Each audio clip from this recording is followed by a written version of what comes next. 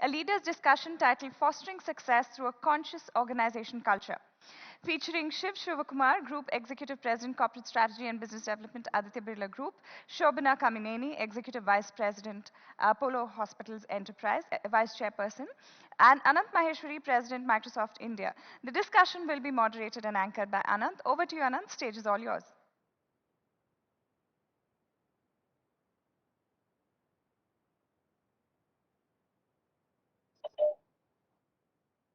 Unmuting myself. Thank you so much, Shreya, for getting us to this session. And we'll get started. I know we are running a little late, and therefore I will also reorganize the session a little bit because I know Shobana has a hard stop a little earlier than the end of this time that we have.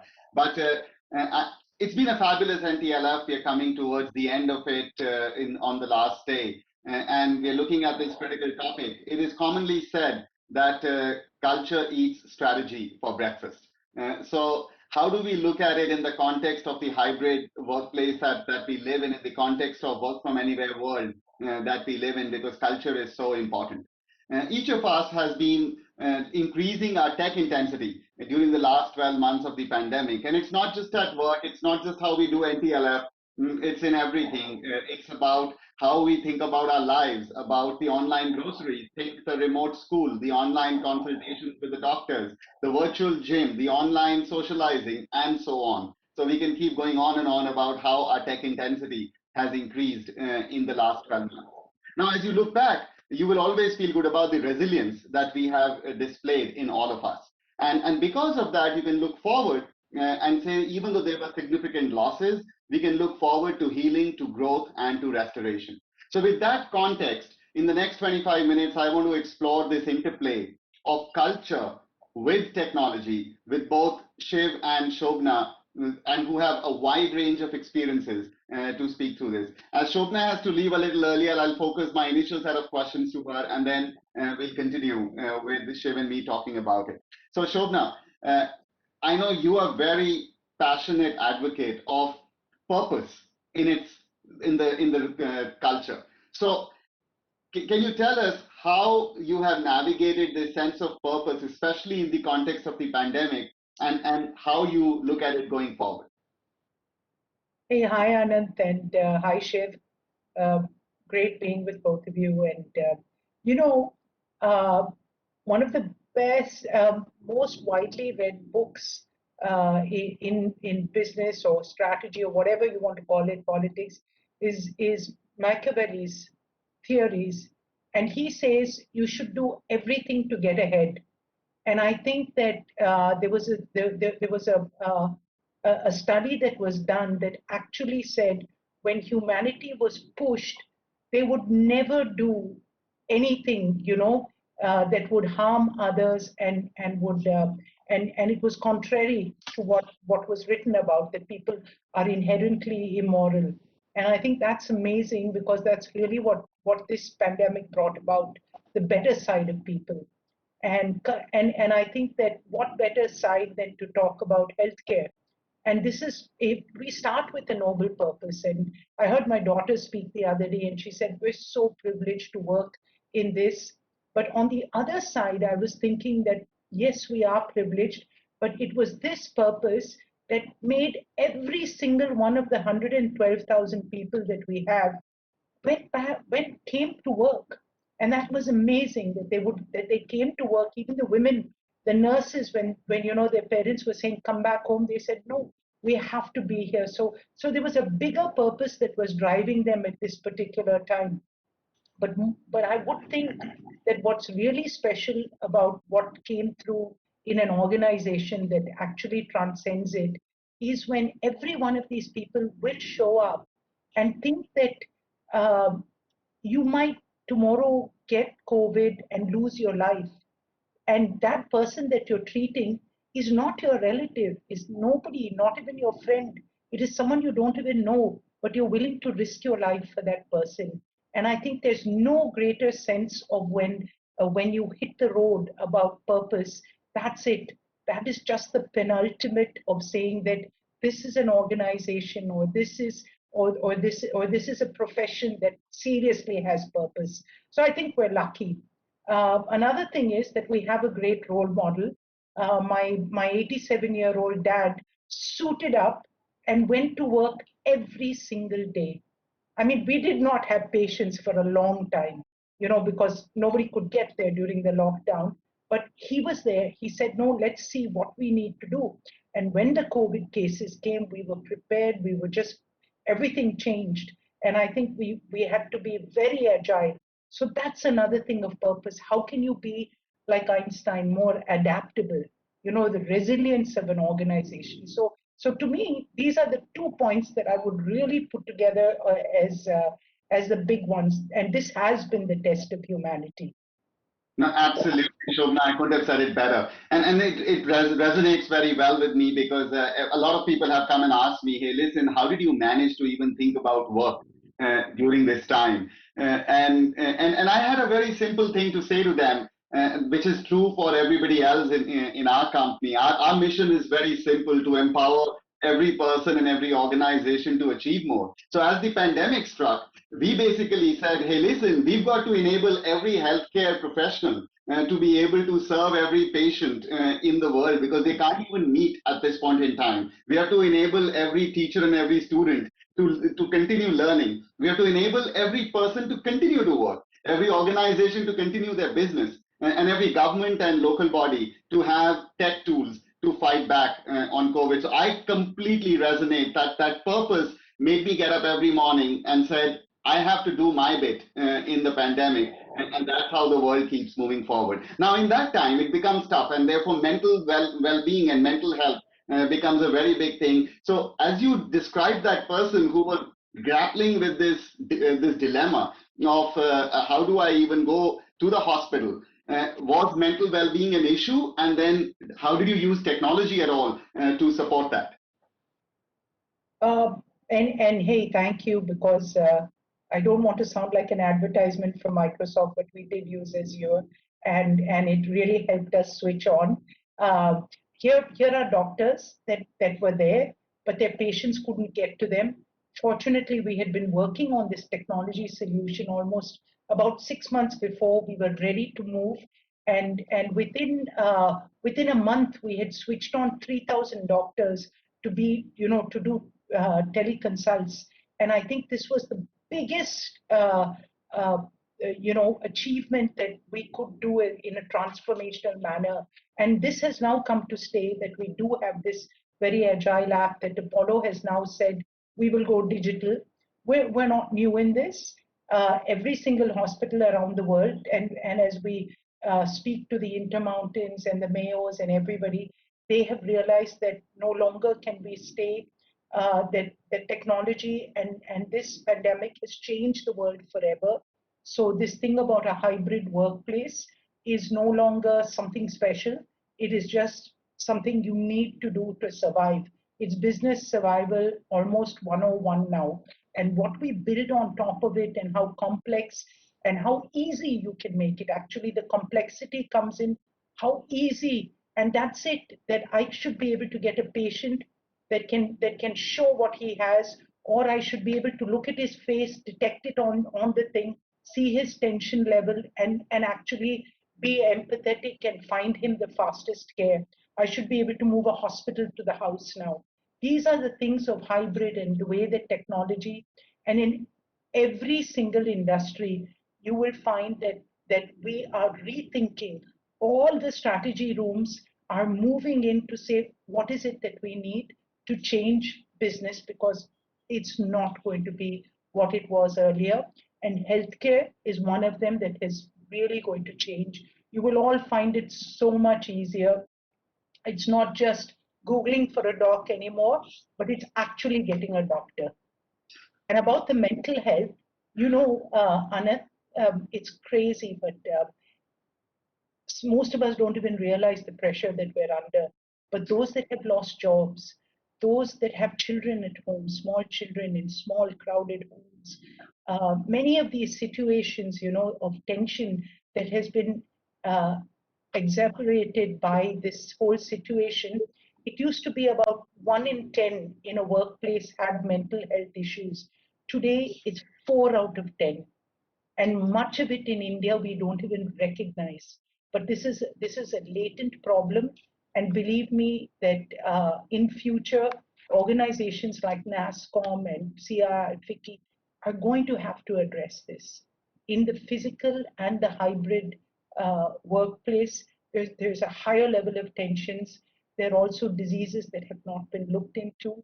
And I think this is something that is a future, but please don't let me end on such a dismal subject. No, absolutely not, Shobana. I have lots of questions for you, and I know you are running behind time right now. You had said your hard stop is 6 o'clock, and we're already past that. So I'll have to. I want to get Shiv. No, so I'll continue with Shiv after this. Thank you so much for joining us. Thanks a lot. It's been just brilliant. Thank you. And Shiv, all the best. Thank you, Anant. Thank you so much. So, Shiv, I'll pick up exactly where Shobana left on this topic. And we were talking about the interplay of technology into culture. And you have such a wide range of experiences across industries. So if you can pull that experience in a capsule and share with us how you see technology interplaying with culture in the current context. Yeah, so thank you, Anant. So if you look at culture and technology, actually it starts at a societal level. Companies are a micro sense of the changes in society. Let me give you a few examples. When books first came to be printed, royalty didn't want books to be printed because they said everybody will have knowledge. And kings and queens didn't want everybody to have knowledge, number one. Then, of course, it became very different. Let's take some recent examples. Cars. The invention of the car changed the concept of suburban America. Okay, people started driving 30 minutes, 40 minutes to work, etc. No longer did you need to live at the workplace. That's another change. Take a fundamental one, which all of us experience right now, GPS. President Clinton signed the GPS thing 20 years ago, almost to the day. Okay, now thanks to GPS, there are so many industries, so many things which have completely changed it. Today, at one level, it makes us pinpoint exactly what's happening to us. The second thing about GPS is 80% of the data collected today, Anant, is data-led. 80% of the data is about location. Okay, let me give you some not so good ones. Let's take email. Earlier we had a cycloselling machine, then we went to a Xerox machine. Now email is a fantastic thing. You can mark 1,000 people, okay, which is a pain, which is the wrong side of technology. And the wrong side of technology behavior is BCC. Now, no organization tells you to do BCC, right? But people do it. And that's not a very good outcome of technology. And the final example I give you is news. People got news from posters, then from newspapers, then from radio, then from television. Today, you get it from your phone. Okay, so you get very quick news, but trust and what is fake news and what's genuine news is a challenge to society as well as in an organization. And I think the fundamental change for an organization is, in 1960s, the average life of a company was 60 years. Today it is 20 years. So all of technology is hastening life, hastening careers. And many a leader, I think, has shorter and shorter attention spans as a result of technology. No, thank you so much. So with that, let me just now touch upon something that I know you're very passionate about. Everybody loves talking about the hybrid workplace today and starts maybe focusing too much on the internal side of the hybrid workplace. But you are operating across industries today where you really can't think about continuing a manufacturing plant or continuing a supply chain where you have to have physical presence of folks and also then interacting with different parts of the customer value chain. So can you share with us a little bit more on culture in the context of this hybrid that is working, where some people will be on the job, some people will be off? How does culture play in that time and how does tech support it? Absolutely. So let's look at the following areas. Let's take it manufacturing. I think it's almost certain that a lot of manufacturing, especially the hazardous part of manufacturing, will go to automation, and that will be completely tech-led. Okay, so you'll see robots, you'll see all kinds of things at the workplace. No company has formulated policies for a human being and robot to work together. Okay, that's something which will fundamentally change. That will be a very hybrid HR department and a hybrid HR policy. Let's go to services. I believe thanks to the pandemic, I believe you'll have two types of services, contact services and contactless services. And I think more and more businesses will move to contactless services. Okay, for example, let's take a hotel. Let's take a Taj group of hotel. They have fantastic restaurants, but they're putting the menu on their e-commerce site and asking you to choose so that you don't have to come to the restaurant. They're making it contactless, but you get the same amount of food, etc. So I think that will be a fundamental shift again. But I think the most important shift for businesses is that every business will need a digital business model. In some cases, it will be the front and center. Let's take fashion and apparel as an example. In fashion and apparel, it is the center model. In education, it is the center model. In healthcare, it will become the central model. In courts, in the legal profession, you can argue to a judge on the net. So it's not there as yet, but it will hasten it. So I think in manufacturing, it will start with automation. In services, it will move into contactless. And I think every place where the middleman adds no value, Anant, will get disrupted by technology.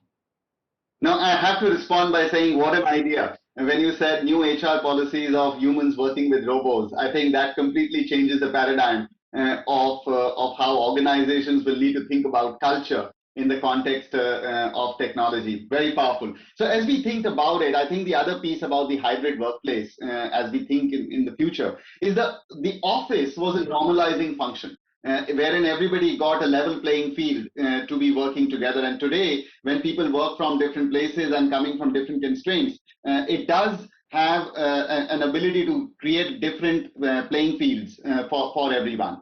But as we move forward, and I have I'm moving to the last aspect of our talk, which is on the individual. And I also have some questions around that from the audience. So I'll bring them to you as I frame this.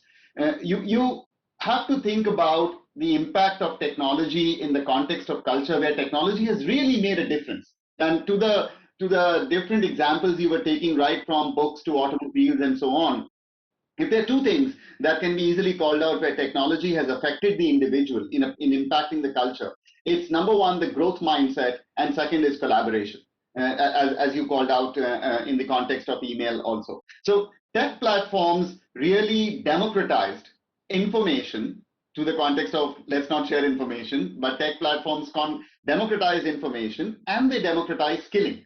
So anybody could change, learn, and grow. So that just became a very different flywheel in the context of culture, because culture looks for that change and growth. And secondly, collaboration, where with collaboration tools like we have today, like Yammer, Teams, and the others, you can truly have an organization learning together, knowing together. So it's completely changed. So as you look at the world going forward, and I have a couple of questions from the audience. The first question is, what will it take to link the industry and the future skilling and academia going forward?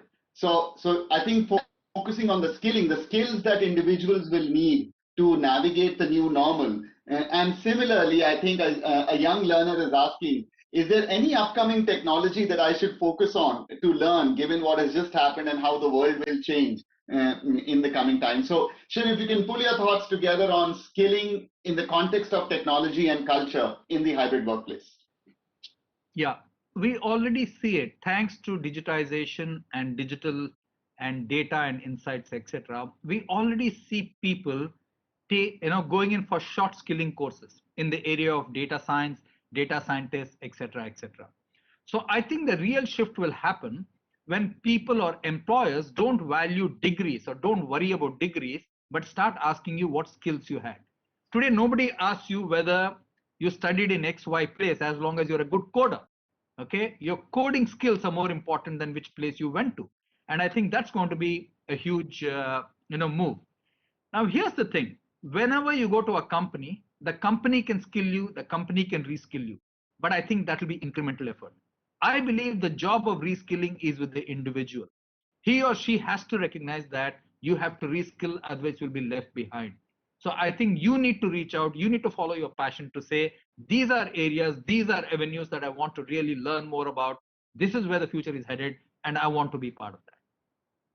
No, so if I ask you a personal question here, Shiv, I know last 12 months have been quite crazy. If there is one or two things that you would look back in the 12 months and say, hey, listen, I had to change this, even though I've been doing this for more than 3 decades, and how I'm changing, I think that will form a clue to a lot of people who are listening and looking up and saying, listen, what do leaders do differently as we move forward? Absolutely. So if you look at the structure of the organization hierarchy we have, or organization structure, it's been derived from 2 sources over the last 100 years. One is the army and 2 is the church, and both are hierarchical structures. What has the pandemic and technology and culture made us do? We moved from what we call vertical collaboration to horizontal collaboration. Okay, we've had to build horizontal collectivism. Everybody is on a call, everybody is being called out, and you're driving innovation much faster. So I think one of the fundamental shifts all leaders have had to deal with today is driving horizontal collectivism and showing more empathy, because a vertical system truly does not do that. No, and just to close out there, I was reflecting that question to myself as I asked you that question. I got these 2 very interesting comments, and one was sparked by what you were saying, that in today's world, when we sit in meetings today, you don't have that classical boardroom situation where there is a head of the table and the end of the table, and you're far away from somebody who may be the decision maker, because when you're doing these virtual calls, everybody is equal in terms of how they come together. So there is a massive equalization that has happened in organizations where the leader may get the same size of the picture that anybody else gets in a call that may be happening to take decisions. So that was one call out. And the second one, very interestingly, it came out to me from somebody in our organization where this person said, you're actually more accessible during the pandemic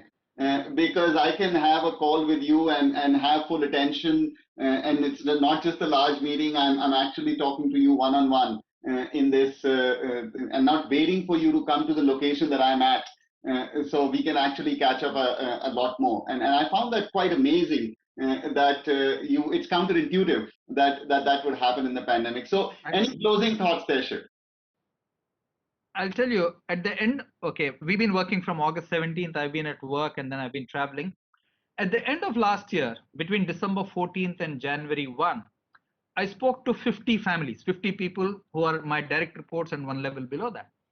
And I just wanted to thank them for what they've gone through in the pandemic. And I just said, you can ask me any question.